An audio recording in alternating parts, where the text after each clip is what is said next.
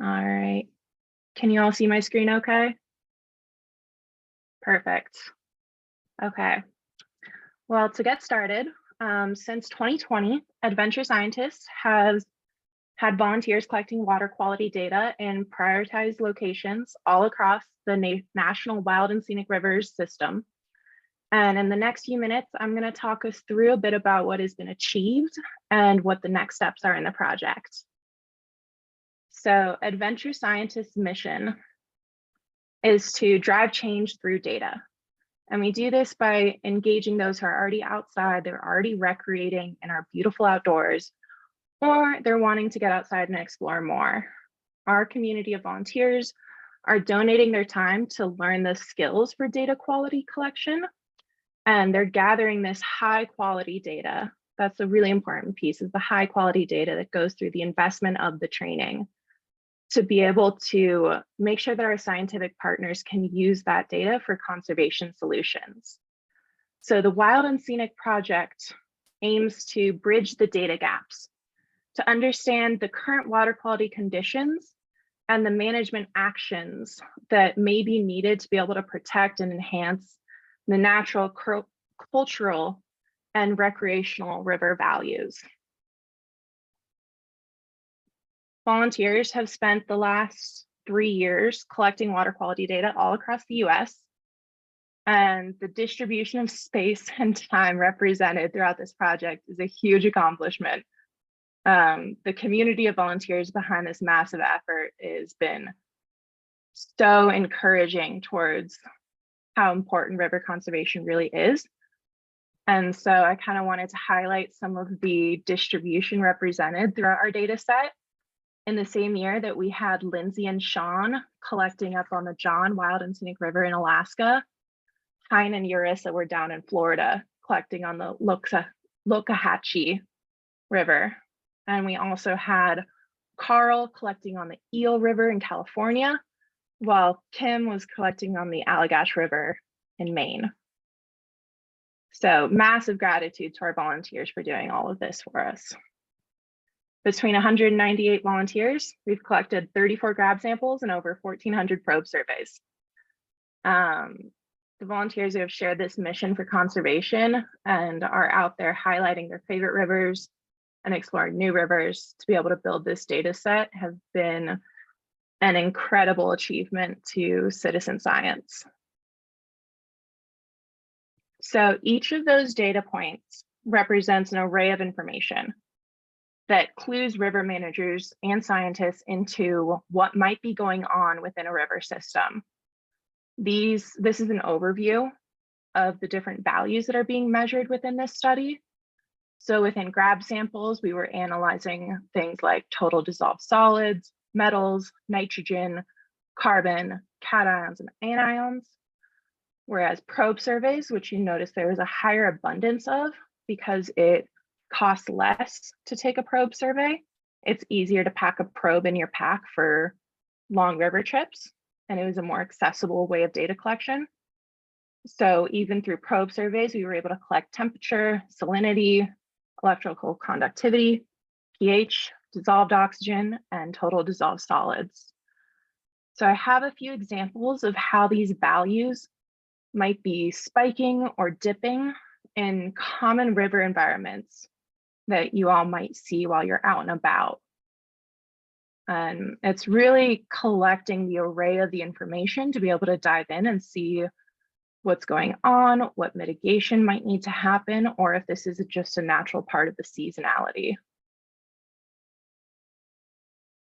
The next phase of the project, now that we've spent 3 years collecting data, is that our federal agency partners, the US Forest Service, the Bureau of Land Management, and the National Park Service will enter into the data analysis and applications to management and regulatory processes phase.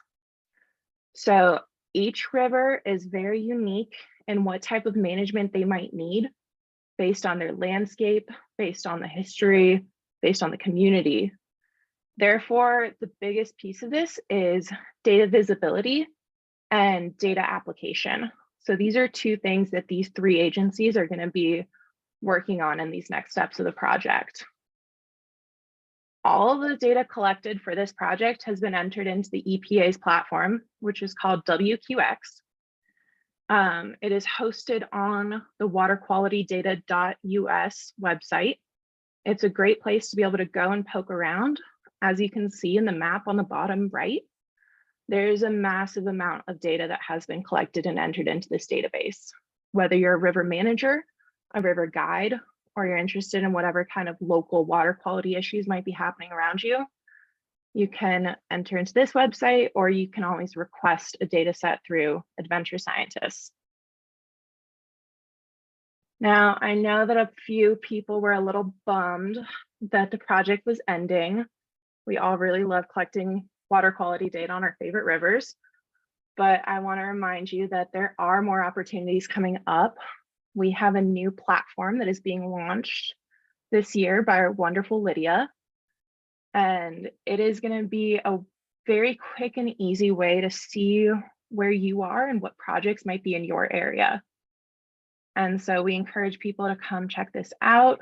I will throw the link down below in just a second. But just know that this is going to be a one map, a one place to be able to go and search for new projects that are coming into the Adventure Scientist Network that way. The project homepage is also another place to easily see what the new projects are and to be able to maybe explore what old projects have been happening. Now, if you aren't going to be out in the field anytime soon, there is other ways to be able to contribute to conservation and specifically Adventure Scientists. We've recently hosted a new collaboration with Treeline Coffee.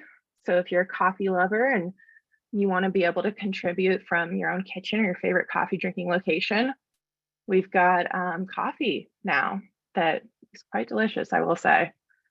Not that I'm a coffee snob at all, but highly encourage going and checking it out. And finally, I just want to wrap it up with our 3 main mission words, which is to explore, collect, and protect. These are 3 things that are very within the heart of the Adventure Scientist community and our volunteers. And I encourage you to bring those with you wherever your next adventure may be. And with that, I'm going to pass it on to our panel and Lydia Freeman, who is our senior platform manager, who will be taking it off from here. Yeah, thanks, Isabella. So like Isabella said, I am managing the platform that she just showed you all that we will be launching. It's kind of soft launched now, but it'll launch more officially later this spring. And you'll see all of our projects on there. And maybe one day it'll look like that new water quality map where it's pretty much a big black bulb of all the data points or all the projects that you could have and find. Also, please give me some leniency tonight because I am filling in for a colleague, Jess, who actually has a flat tire as she was transporting all of the coolers that our volunteers use to collect water quality samples to Colorado. So she's somewhere in the middle of nowhere with a flat tire, unable to attend tonight, and I'm stepping in for her. And with that, I have just been introduced to 3 lovely people, and I've learned their bios very quickly, and I can't wait for you all to hear how awesome they are and start a really great conversation. So I will start with introductions. We have first Libby Toby. She's a river advocate and guide whose lifelong love of whitewater keeps her searching for ways to bring recreation and science closer together, particularly in ways that inform better resource policy and management decisions. We're going to talk a little bit about that later and dive into more of her area of expertise. We have Tanji Kasiotu, who joined the Forest Service through an assistantship with the Hispanic Access Foundation in 2019. So as part of the Wilderness and Wild and Scenic Rivers program at the Forest Service headquarters, Tanji assisted field teams with technical support. She co-leads a community of river professionals, applies policy, assists with planning efforts, and implements projects with partners. So pretty much a jack of all trades there and can get you from start to end. And then we also have Hillary Hutchison. Hillary's a longtime fly fishing guide at Glacier Anglers in West Glacier and owns and runs her fly shop, Larry's Fly and Supply, in her hometown of Columbia Falls, Montana. She serves on the boards of the American Fly Fishing Trade Association, also known as AFTA, also the board of AFTA Fisheries Fund, the Backcountry Hunters and Anglers, and Protect Our Winters. She also sits on the advisory committees for Guiding for the Future, Northern Rockies River Council, and Flathead River Alliance. Hillary is also an award-winning filmmaker and journalist, and hopefully she will answer a lot of questions about how to be super productive and have all of those things on your resume later in life too. So I will start by asking a question that I'd like each of you to answer. We can just go around and take turns, but it'd be really great to just hear maybe a sort of, in a way, an origin story. If you could tell us about a river that's important to you all, and maybe your emotional connection with it or recreating you've done with it and how it shaped the work that you do now. So maybe Libby, if you don't mind starting first. Yeah, of course. Thank you so much. So for me, as far as, an origin story goes, and a river that's sort of near and dear to my heart, I think without question would be the Middle Fork of the Salmon. I've been a river guide since early in my college years, and back in 2018, right as I had gotten into graduate school, I'd sort of made up my mind that I was about to quit guiding and move towards a career in conservation. And that was roughly when I got an offer to guide on the Middle Fork of the Salmon. And coming to the Middle Fork really gave me a new perspective on guiding that I was much in need of at the time. And first it made me realize what a powerful tool guiding really is. The appreciation for and connection to a place that we as guides can instill in the people that we bring to the river. And, therefore the responsibility that we as guides hold as advocates. And it kind of as a direct result of that, I also realized how indispensable a part of my life and career guiding is. And it sort of took me coming to the Middle Fork to realize how central my connection to the outdoors, and specifically to rivers, is to the conservation-oriented work that I've decided to pursue in the years since. So yeah, I think really starting to understand the reality of the threats that face our rivers, and to really feel them personally in the case of the Middle Fork, was a bit of a slap in the face for me, and it has been a pretty hefty inspiration to try and do whatever I can to make a bit of a difference. Yeah, thanks a lot for that, Libby. Let's move to Hillary. Thanks. Hi, everybody. I echo a lot about the Middle Fork of the Salmon that Libby said, because that's a place that I went. I'm guiding on the Middle Fork of the Flathead, and I guess 8 or 9 years ago, I wanted to see how other people were doing things on other rivers, and got the chance to guide on the Middle Fork of the Salmon, and wanted just to see, I think when you're on your home water, it's your river and you're guiding there and you're trying to protect it and take care of it, you think that's the whole nucleus, that's the whole world. But there's other people guarding rivers all over the country and all over the world, and getting to see how they're doing that, how they're taking care of the people who are there, but also how they're taking care of the resource. And that river was something that I wanted to see. So I started going to the Middle Fork of the Salmon, and it was really great to see how many similarities there are working on wild and scenic rivers, especially in wilderness whitewater, multi-days, and just the kind of passion that not only people who work there have, but the people who come. They're coming there now, not just to check the box of going on this river to have some sort of adventure, but also to learn. So the kind of emotional connection that I have with these rivers is that I started finding that people wanted to not just get from point A to point B on the river, but come away with something, a little bit more education and more learning. And that drove me to, if they're asking us and we're supposed to be in charge, then we need to know. So now all 3 of my adult kids are whitewater guides and fishing instructors on the Middle Fork of the Flathead. And I'm really encouraging them to get out to other wild and scenic rivers and travel around as much as possible and see how other people are doing stuff, and try guiding on some other rivers down in their career, because we're definitely all connected from coast to coast by these waters. Thanks, Hillary. Yeah, and I love that connection between finding new perspectives perspective on the salmon and encouraging others to get new perspective. And no pressure, Tangi, but if you have a story about the Middle Fork of the salmon as well, feel free. But if not, what would be your origin story, River, that you want to talk about? Well, I'm going to take us to the East Coast because I'm coming to you from Northern Virginia today, just outside of DC. And so when I first started, I now have a position with the Forest Service formally, but when I started as a resource assistant, there was a lot of funding for me to be able to travel. So a river that made an impact on me was one that I was hosted on for a week. And it was the Chattooga Wild and Scenic River. And it's very iconic. And my hosts, the very first evening, were like, all right, girl, we're watching Deliverance. You gotta get educated here. So we watched a movie. And that really kicked off a great week that was much in contrast to the plot line of the movie. But yeah, I got to meet with some partners and local advocates who run that river all the time and do a rafting trip, and yeah, I totally took a plunge on that. So that was like definitely a rough opening to getting to know the Chattooga.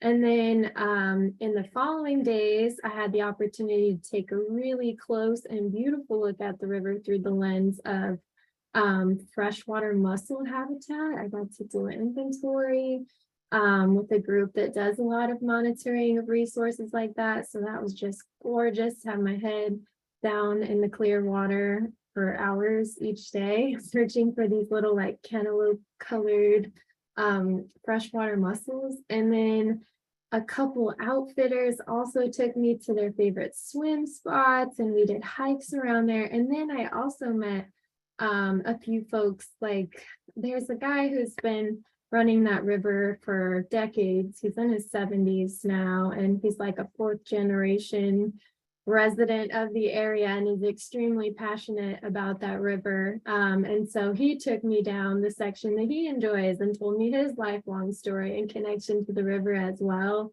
So yeah, I was just hosted by a really amazing people and got to see the river from so many different angles. So I still kind of carry that with me now when I think about each of the rivers. It's not just like people who paddle, although I love people who paddle and they're multifaceted, but there's a lot of other folks who enjoy the river from different angles as well. Yeah, so thinking about that a little bit further, each of you sort of shared a story about how you grew up with the river or saw a new perspective, and then it helped you grow to love rivers and want to give back. So our volunteers equally are very passionate about rivers or the work they're doing and conservation in general. So I'd love to ask each of you what you would recommend to our volunteers to do to best protect the rivers that they love, whether it's policy voting, community action restoration. Just from your perspective, what's, either the single best thing they could do or all sources of or types of actions that they could do. So Tangi, if you want to keep going from where you left off. Sure, and I'm just going to speak from my little slice of the world. So, I mean, I work with the Washington office staff, so a lot of what we do is strategic partnerships like this one, and then working on capacity and budgeting, and like, how can we come up with really great data tools to help our managers in the field do the work that they're trying to do in managing the rivers. And so I just really appreciate people who want to network. Like, we really have to be in tune with the efforts that are being made from partners and non-governmental organizations, and then having an understanding of the priorities and the strategies that the federal agencies are using to manage rivers as well. And like being plugged in that world and regularly having conversations and meeting with those people is so important to keep us like able to understand where people are having breakthrough and innovation so that we can partner more. So I'm a huge advocate for that. And then I guess like I just really would love to see more people encouraged like in their own skill sets and in identifying them in others, like things that might not directly be related to natural resources. Like if you're really great in engineering or finance or communications or something else, like taking those skill sets and offering them to the groups that are doing this work and engaging around the rivers. So yeah, that's what I would definitely say is take a look at your skill set and start to get other folks excited about their skill set so they can also identify as a steward, even if they're not super familiar with rivers. Yeah, thanks. And I appreciate the perspective too, and why we want to have such a diverse panel, because it does take action from so many different angles to create, more holistic change. But Hillary, would you like to talk a little bit about your ideas towards what people could do to take action? Sure. First, I love, Tanji, that point of working the stewardship in through all the threads of what your strengths are and using your thread, your strength to bring it out to something that might not be so obvious, because that is absolutely key. I mean, those things, that's huge. And I love that. And I'm going to steal that and tell people that everywhere I go. So nice. I think, of course, speaking to your elected leadership for me is paramount. Unfortunately, it can be really hard to kind of know the when and the how when there are so many different things popping up all the time. There tends to be a little bit of policy saturation sometimes, or it can feel like that, maybe just because of social media, because you're seeing so many, this bill is up, or this is, not gone through committee, or this is something that is going in the 11th hour of the session, or, kind of trying to keep track on when some protection opportunities are happening, or when they're tabled or didn't make it, or, it can be confusing and tough. So I think instead of just trying on your own to stay on top of policy and voting opportunities, I like to cheat just by getting those policy updates from some organizations that I trust. So I like to get policy updates from American Rivers and from Protect Our Winters and Backcountry Hunters and Anglers and the American Fly Fishing Trade Association. And they all have folks in Washington all the time standing by, ready to update their membership on important river protection bills that are popping up. So I subscribe to those newsletters and updates, and a lot of times they're every week during session. Sometimes they're once a month, but it's when anything that's pertinent pops up. But I like to kind of use that cheater route to find out when certain policies are coming up that I should pay attention to. Always up for some life hacks. Thanks, Hillary. Libby, do you want to give your perspective on actions to take? Yeah, absolutely. And oh man, this is such, it's incredible to hear all of these ideas and, all of these inspirations thrown around. It does get me excited just sitting here and yeah, being on a panel with other amazing people doing amazing work. And I really identify with something Hillary just said of, this sort of, legislative fatigue, policy fatigue. It can feel overwhelming. Absolutely. And having just kind of, I got thrown into lobbying this past winter and spring during the Utah legislative session, sort of for my first time. And I will say, if you are someone who, fights through the fatigue and does really feel fired up to go get FaceTime with your legislators, it was much easier than I expected. And those legislators were much more approachable than I expected. And so I think there are good trainings out there. If, citizen lobbying is something that you are interested in, it was really gratifying for me to go and speak up, with my elected representatives in Salt Lake, the city that I grew up in, not the one I currently live in. But yeah, that was a really gratifying thing for me. And I think it was easier than I expected. So if, lobbying is something that you are interested in, I would definitely encourage everyone to get some FaceTime with legislators. And I guess I would also just throw a plug in for the importance of getting out and enjoying your rivers in whatever way that works best for you. If that's floating, if it's, spending time sitting by a river, if it's fishing, if it's rafting.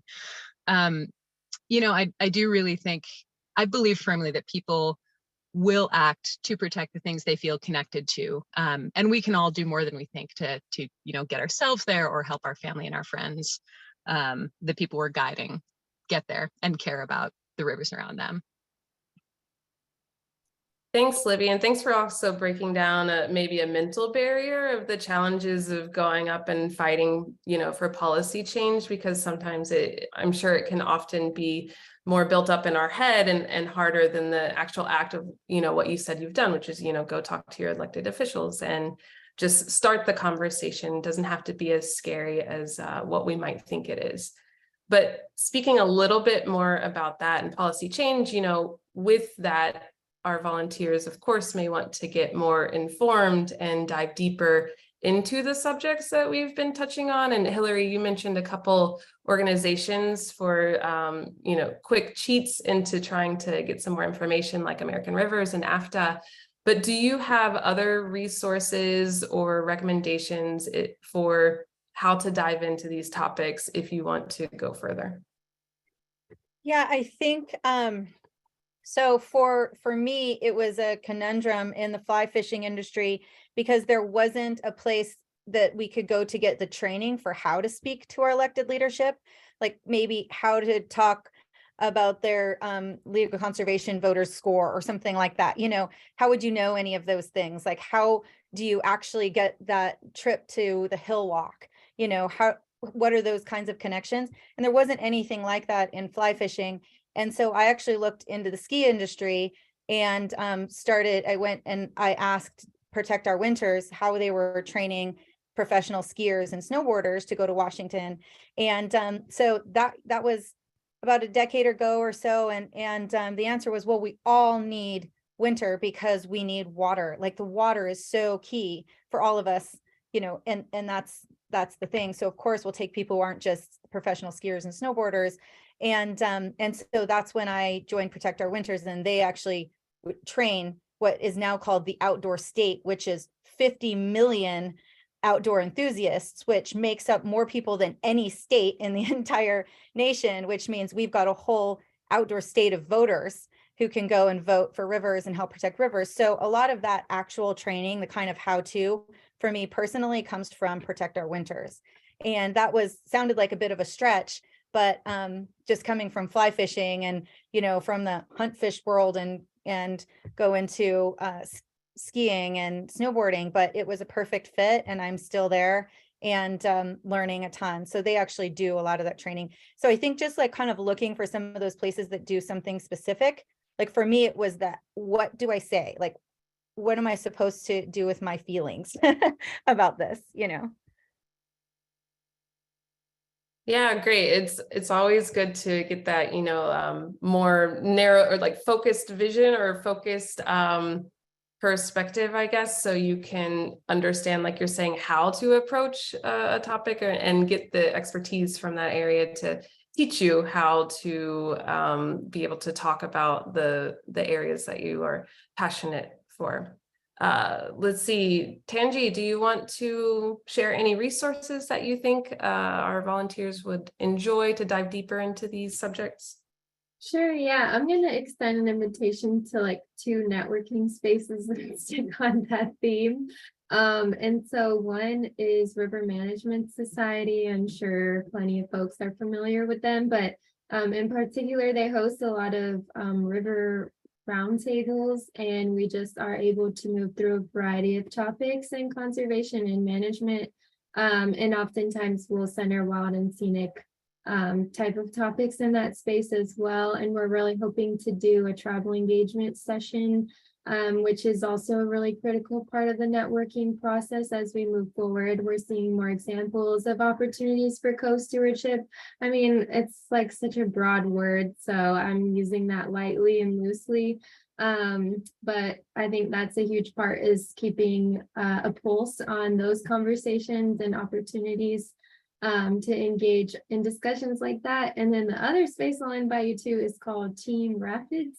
And that's like a very long acronym, so I'm not going to say all of it. But basically, it's a group of wild and scenic managers and planners and interdisciplinary specialists. And we gather on a monthly basis to work through different wild and scenic specific topics. And we host partners too. So I'm pretty sure we've had someone present on this project in that space. But we love having more people engaged there. So I can put a link to the first in the chat, and if you're interested in Team Rapids, you can send an email to me with that request, and I'll add you to that team, and then you can get updates about when we meet it. Yeah, thanks. I also love that you are immediately giving everyone an action item and some homework to Google what is Team Rapids, because now it's this ghost acronym that we have to figure out what that long phrase is that you're not willing to say right now. I mean, I'll put it in the chat, but we were like Rapids, we have to make it fit. So Yeah, I love it. Yeah. Okay, and then Libby, do you have any resources to plug or organizations that you think would be beneficial for our volunteers to know about? Sure. Yeah, I mean, I think Hillary named a lot of the, especially the nonprofit organizations that I typically go to for sort of policy guidance and updates. All of those on her list are phenomenal. And I think, you know, my work more recently is centered around the state of Idaho, and specifically the salmon and steelhead populations, and the impacts of mining and hydropower on those steelhead and salmon populations and the kind of broader river systems. And so I think on that note, I would throw a plug in for both Idaho Rivers United, and a little more locally, you know, Idaho Rivers United focuses throughout the entire state. And there's also an organization, if anyone is interested in the proposed Stibnite gold mine, it's proposed to be reopened on the East Fork of the South Fork, the Salmon River, an incredible salmon fishery historically. There's a group called Save the South Fork. It's a heavy hitting organization for being quite small and really locally based. And they have a ton of great information if anyone is interested on kind of, you know, reading up on that particular threat to salmon in the Salmon River watershed. So those are my two plugs. Yeah, thanks for that. And that's a really good segue to shift gears just a little bit from a wider conversation and ask more, you know, specific questions to each of you. And I'm also conscious of my timeline here. So I'm running a little behind, so I'm going to shorten some of these questions. But Libby, for you, can you talk a little bit more, like you're saying, working locally and with the communities? I read earlier that you worked with a community, the Nez Perce, and can you talk a little bit about that and the importance of protecting the salmon populations within what you have done in the past? Yeah, so just for like a super quick snapshot, I worked last year with a team of women, a team of kayakers, and we completed a source to sea expedition. And yeah, basically did the expedition as sort of in an effort to highlight the kind of the state of salmon and steelhead populations in the broader Snake River Basin, and specifically the Salmon River watershed within the broader Snake River Basin. And so, yeah, you know, the expedition was about 1,000 miles in length. We ski toured and kayaked from the headwaters of both main and middle forks of the salmon downstream all the way to the Pacific. Took about 80 days. We paddled through some epic high water, some blizzards, and we portaged a lock through the 8 dams that stand between central Idaho and the ocean. And you know, our aims, our kind of primary advocacy aims were twofold.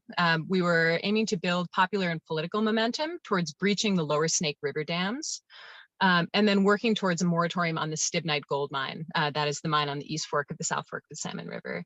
And these two actions are really firmly backed by science as being imperative for salmon population recovery in the Snake River Basin. And so, yeah, through that process, we engaged with communities all along that route, you know, from residents of small towns in rural Idaho to the Nez Perce tribe in the Lewiston area, to larger groups of urban residents in the bigger coastal cities like Portland.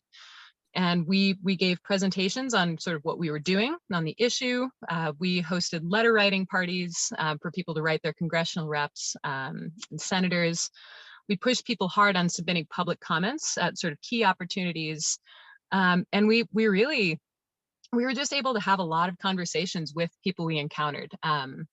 You know, not necessarily people working in conservation, although we were fortunate enough to connect with a huge, incredible amount of conservation partners.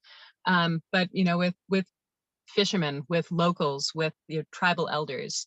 And these were some of the conversations that really showed us how many people along the entire river corridor truly care about salmon and about rivers. So it was an incredible project that I'm really proud to have been a part of. And I think we were able to push, move the needle just a little bit in the name of something that we all care a lot about. So that's a very condensed little snapshot, but I hope that gives you a bit of a window into it. Yeah, great. And don't sell yourself short with pushing the needle. I was trying to think of like a river metaphor. Instead of one step at a time, maybe it's one paddle at a time. I don't know if that works, or if I'm definitely not the first person that said it, but I'm going to pretend like it's new, and that's the new phrase from now on. But thinking of, apart from the local communities that you've been working with or you've worked with in the past, on the exact opposite side, I did want to talk to Tanji and just ask you a question about, more on the policy side of things, or thinking about the roles that the federal public land agencies play in environmental conservation and stewardship. If you could talk about that side of things. Yeah, so that's kind of a loaded one, but I've got a couple of points here that I outlined when I was just reflecting on how I see us play a role in the relationships that we have. And so I would say one that comes to mind, just because I'm at the Washington office and we work with Congress a lot, is leveraging law and policy, weighing and revising it and coming up with a way to execute it.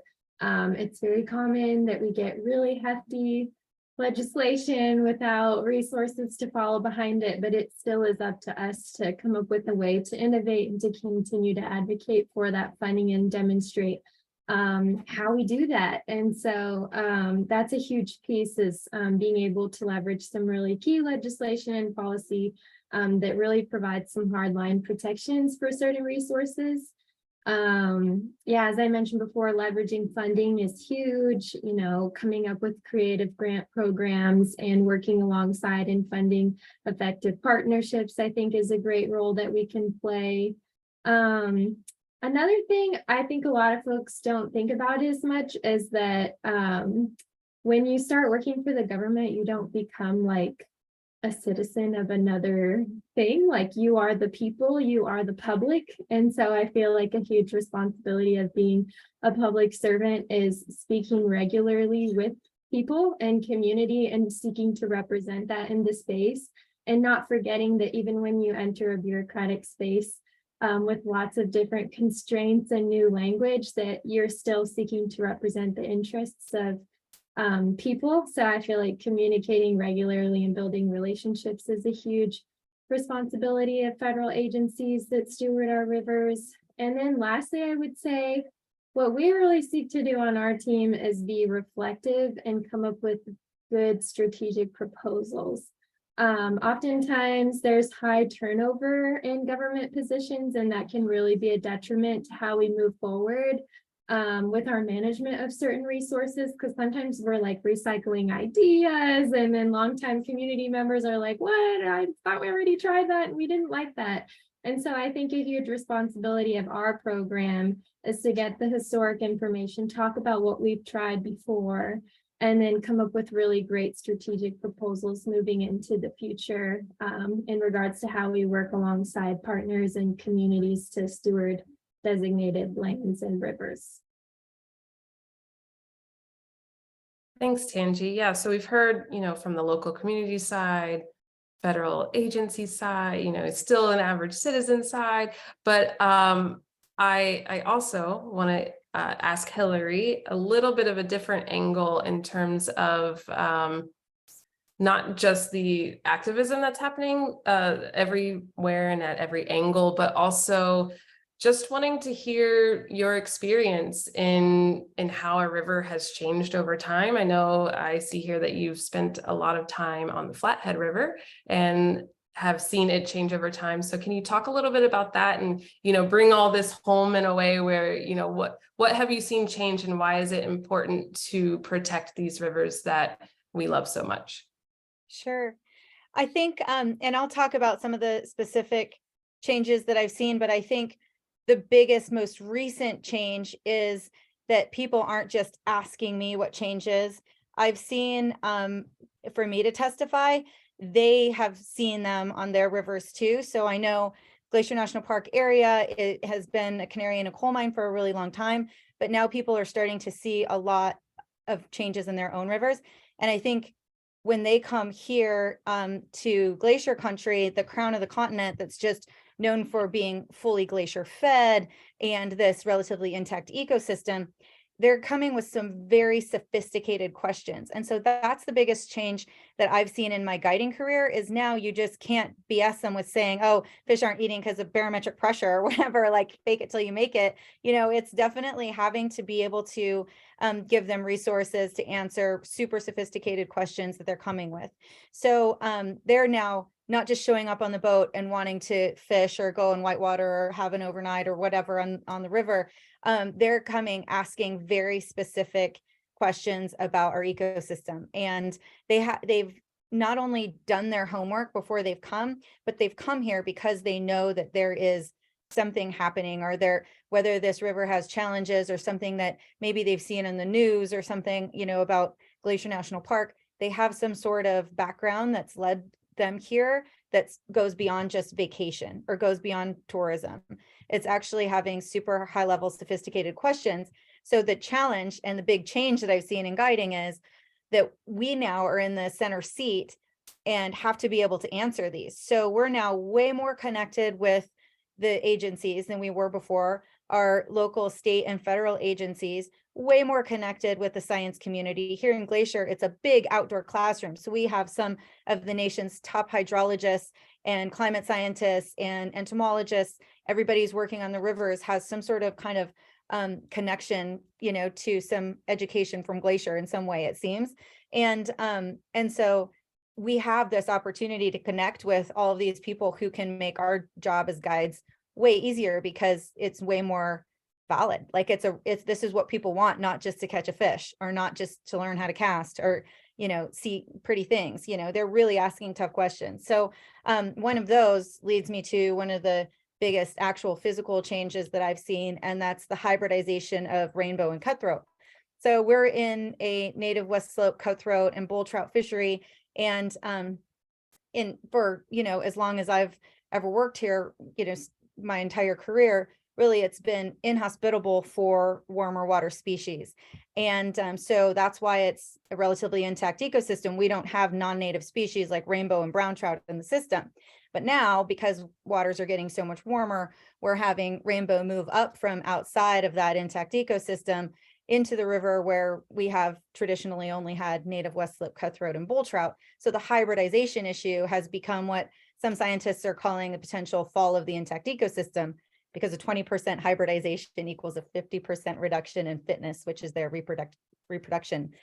So like this kind of pressure or feeling like, wow, it's just fish, that's what we do, but yet it could have this huge impact on the overall ecosystem is actually something people know about when they're coming here and they're asking those kinds of questions. So that's the biggest change that I've seen is the sophistication of the visitors. And then those physical things that we've been talking about a lot, like warming water and potential listing of some insects like the meltwater stonefly and the glacier stonefly and things like that, and seeing like a lot more phosphorus and nitrogen in the water with algae and blooms and stuff like that. Those are things that visitors are seeing, not just me. I love that. I love how, you know, what may start seemingly as recreation has this snowball effect of also creating awareness and also bringing more questions and creating partnerships and policy, and just how it shows how the connection expands and expands as long as we're all talking to each other and talking about it. And I really love that you shared that the biggest change is that people aren't just asking how your rivers changed, but they see their own rivers changing and they're asking the harder questions. We're coming up close on time, and I do want to see if we have any volunteer or attendee questions. Right before that, I'm going to give each of you a 30-second plug. I had to reduce it from 60. I'm sorry. Just a 30-second plug of anything you'd love our volunteers to know, whether it's, again, action you'd love them to take or an org to look into, or coming out to go fly fishing with you, whatever it is that it might be. Libby, could you go first, please? Yeah, I mean, I think most of the plugs that I would give have already been given. Yeah, I guess I would just reiterate, yeah, the call to, find the river closest to you, physically or closest to your heart. Yeah, go appreciate it, get out on it, help other people appreciate it. Yeah, and do whatever is in your power to protect it, because we certainly need all of us out there protecting our rivers. So that's my plug. Good and simple. Yeah, thanks, Libby. And that's another good angle too. If you have any words of wisdom you'd like to add, feel free. Tanji, can you go next, please? Let's see here. Yeah, I don't know. Join the networks. I just like seeing people's brains work together who come from, because we're a little siloed out here. I mean, I know there's some great examples of collaboration, but it's a little siloed out here in the river world every now and then. So please join the networks. Please have regular conversations with people who work for different organizations, your representatives, the government, local folks. Yeah, I just want to continue to push that. Thanks. And go ahead, Hillary. Yeah, not to be a kiss up or anything, but I think adventure scientist is probably a good one too, because for me, like, I tend to bitch and moan sometimes about stuff I see, and I got called out saying, well, why don't you give the feedback? Like if I'm saying that I'm seeing some of these things happening with changing nitrogen and phosphorus in our river and temperatures for sure. And, wherever you go, maybe you're in different places that are in the Everglades that have increased and decreased salinity or whatever, there's this opportunity to actually give that literal data or be a part of it. I'm on the river every single day, and it's not that cool of me just to like yell it out, to the ether. It's like being able to have some sort of tangible action and bring it back, I think was huge. So being able to volunteer with adventure scientists like made it felt like it was a thing, like a really solid thing I could do being out there every day. So I know that this program's over, but just seeing that there's some new things on the horizon, I think is pretty exciting. So sign me up for the Mexico one, by the way. Thanks, Hillary. Yeah, if you are a scuba diver in Mexico, you can totally sign up for that one. Thanks for being a kiss up, so I don't have to, but I will turn it over to Isabella, who's going to see if our attendees have any Q&A. Thank you so much, everyone. Yes, thank you so much for all joining the panel. Thank you to the panelists. You all brought up a bunch of very poignant remarks that I am taking notes on. Because it's always good to continue your growth and education, especially when it comes to something like our river resources. With that, is there anyone that would like to raise their hand and speak a question or enter anything into the chat?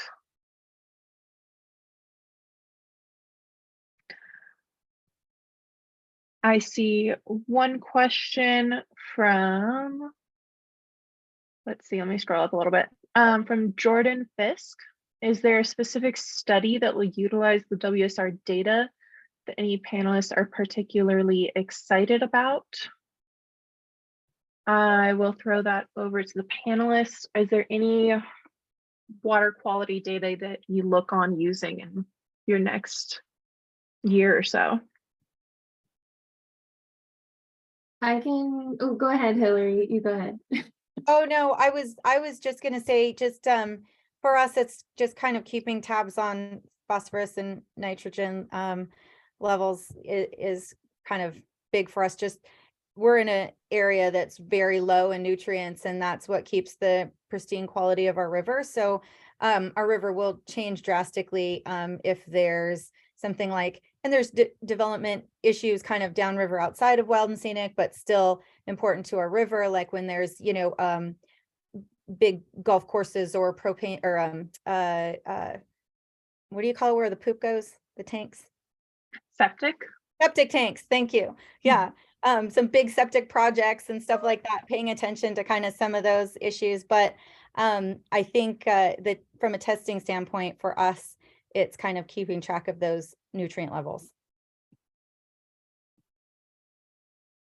Oh yeah, so I'm sure some regional program managers and local river managers probably have way more exciting examples of how they're going to use the data, but from my view, I am excited in the sense that, like, when the Wild and Scenic Rivers Act was written, this was before the Clean Water Act. So it's always been really vague what it means by like protect and enhance water quality. And we've always had challenges monitoring water quality on wild and scenic rivers. So this is really big in the sense of something that I regularly have my pulse on, and that's project proposals on wild and scenic rivers, and being able to do really effective studies now to have an idea of what it means to have an impact on water quality from a proposed project.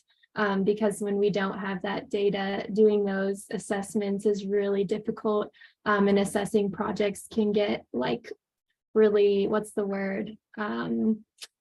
You're just getting a lot of different results all the time. And so I'm excited to see that bring more clarity to that aspect of managing and protecting the rivers.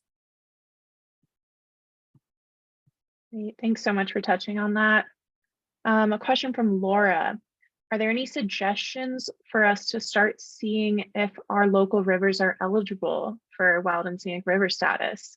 Any advice on how to get started on that process?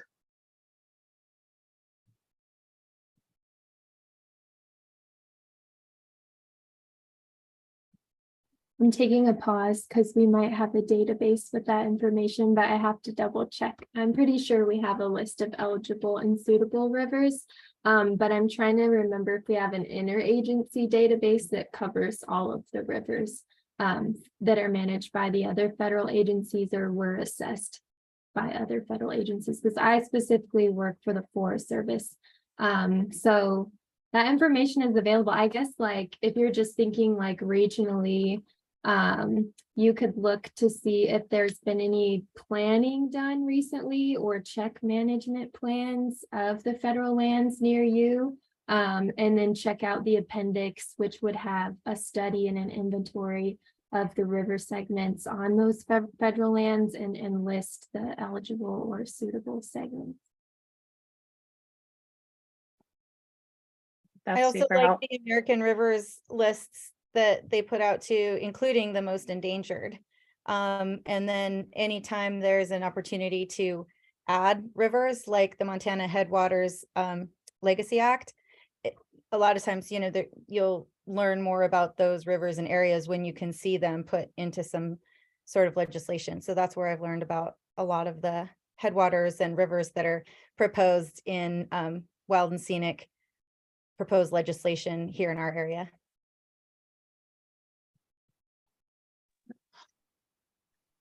If I can hop in super quickly, someone just asked a question about the Idaho-based organizations, and yes, it was you're correct. Idaho Rivers United and Save the South Fork was the other more localized organization, mostly based in and around kind of McCall and Riggins, but they're focused largely on the Stibnite mine.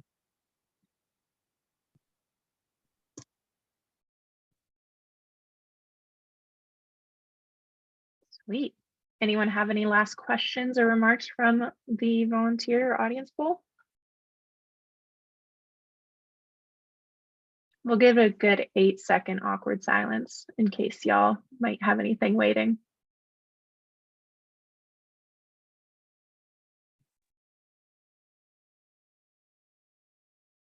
Beautiful. Well, I might start the closing remarks then. Please feel free to reach out to us or the panelists if you do have any questions that come up or just want to connect and build on your network. We're all about creating community and always fostering conversations, honestly. So if everyone wants to switch back to gallery view so that you can see all of the other folks who are in attendance, I'll give you a second to do that. Everybody. And then anyone who doesn't have their cameras on, go ahead and put them on just for a moment so that we can see who is here today and who has been engaging and listening. Awesome. Go ahead and look to your left, look to your right, give everyone a good wave and a virtual high five.